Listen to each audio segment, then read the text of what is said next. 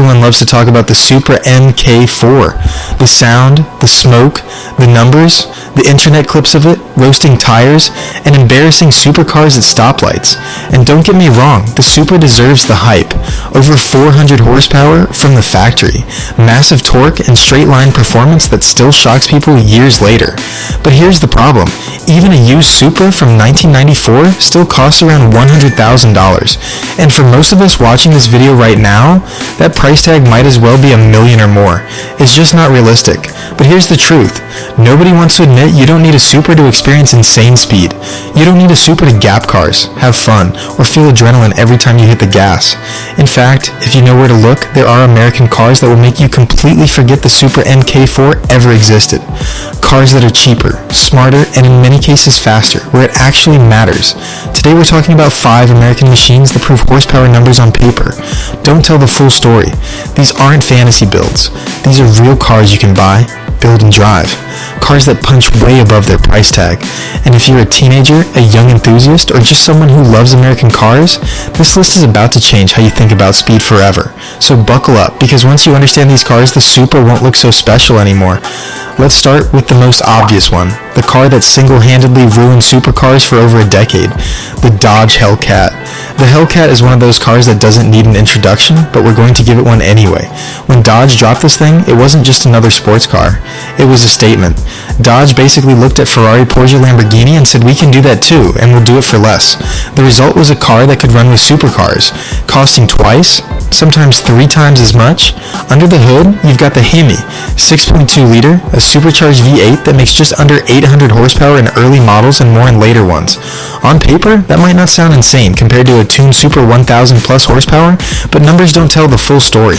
The Hellcat puts power down through an advanced rear-wheel drive system that hooks instantly. No drama, no wheel spin, just violent forward motion. 0 to 60 happens in around 3.5 seconds, and that's in stock form. But the real magic of the Hellcat isn't just straight line speed, it's how the car performs everywhere else. The handling, the grip, the confidence it gives the driver. The Hellcat doesn't feel wild or sketchy. It feels calculated, like it's always 3 steps ahead of you. Some people say it feels like a sleigh on wheels. It does everything perfectly, even if it doesn't give you old school feedback. Now let's talk about something that really hurts the Supra feelings. Nürburgring lap times. The Supra managed a respectable 7 minutes and 51 seconds around the ring. That's impressive. For a small Japanese, but the Hellcat 7 minutes and 24 seconds? That's nearly 30 seconds faster. In track terms, that's not even the same league. That's not a close race. That's domination. And here's the crazy part. You can now find early Hellcats for around $50,000, sometimes even less if you're patient. That means for the price of a used Supra, you get a real deal American supercar with world-class performance. A car that doesn't just win drag races, but embarrasses exotics on real roads and real tracks. Expand, and once you factor in mods, a basic tune and bolt-ons can push these cars into a whole different universe. If you want flash performance and serious respect, the Hellcat is the ultimate Supra alternative. But not everyone wants a supercar look. Some people want to be low-key. They want to be invisible. And that brings us to the second car on this list. At first glance, the Chevrolet Camaro ZR1 doesn't look like anything special.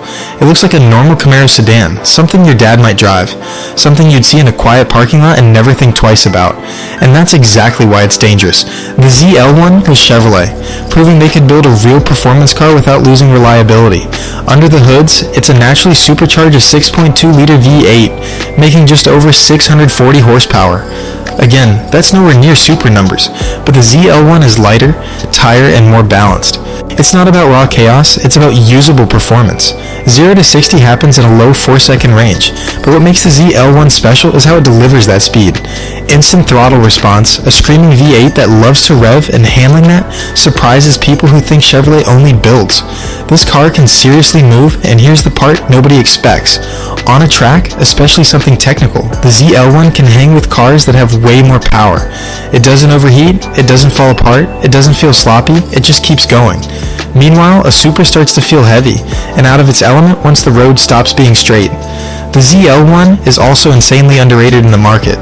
You can find clean examples for under $60,000, sometimes even in the low 20s.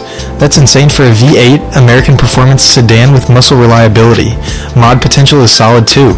Intake, exhaust tune, suspension, and suddenly you've got a monster sleeper that nobody sees coming.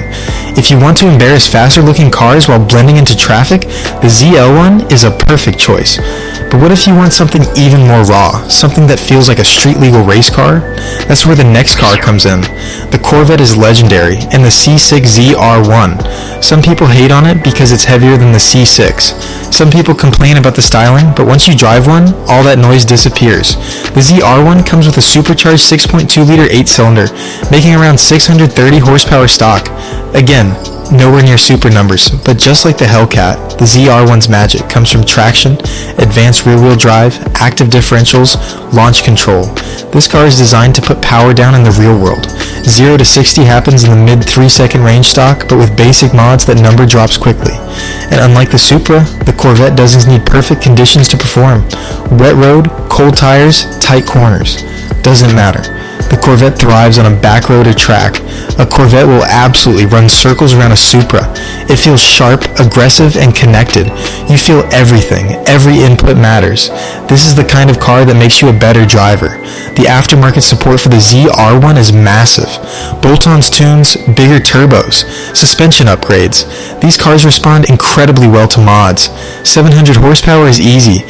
800 is doable. And at that point, you're embarrassing cars that cost twice as much. Prices for Corvette models vary, but you can still find decent examples in the mid to high 80s. For what you're getting, that's a steal. This is rally-bred performance that doesn't about straight-line bragging rights. It just wants to win. Now let's switch gears and talk about something that feels completely different, but it's just as deadly. Yes, we had to include it, and no, it's not just hype. The Pontiac GTO earned its reputation from the factory. The GTO came with the 455 cubic inch engine, a naturally aspirating V8 that made around 350 horsepower stock. Again, not impressive compared to a Supra, but the difference is potential. The 455 Ci is famous for a reason. This engine can handle ridiculous power on stock internals. In stock form, the GTO is quick but not insane, but almost nobody keeps them stock. Basic mods and a tune easily push these cars past 400 horsepower. Bigger turbo setups, 600, 700, and 800. What makes the GTO special is how well it balances straight line speed with drivability. It's comfortable, it's stable at high speeds, and it pulls like a freight train once the boost hits. A properly built GTO will walk a Supra from A-roll and keep pulling. Yes, prices have gone crazy. Clean GTOs are expensive now, but even so, you're paying for one of the greatest platforms ever built. A car that can grow with you. Start slow, build it over time, and end up with something that can destroy supercars. The GTO isn't just fast, it's iconic, and that matters to a lot of enthusiasts. Finally, we have a car that doesn't get enough respect but absolutely deserves it. The Ford Shelby Series 1 is often overlooked because it doesn't have forced induction from the factory. It doesn't have crazy numbers, but what it does have is balance. A supercharged V8 making over 450 horsepower. Rear-wheel drive, short-wheel H, rear-wheel S. 0 to 60 happens in a low 3-second range stock, which doesn't sound impressive, but once you start modifying it, things change fast. Intake, exhaust tune, lightweight wheels, suspension. Suddenly the car feels alive. The Series 1 shines from a roll and on twisty roads. It doesn't have the weight of a Hellcat holding it back. It doesn't feel numb, it feels like a proper sports car.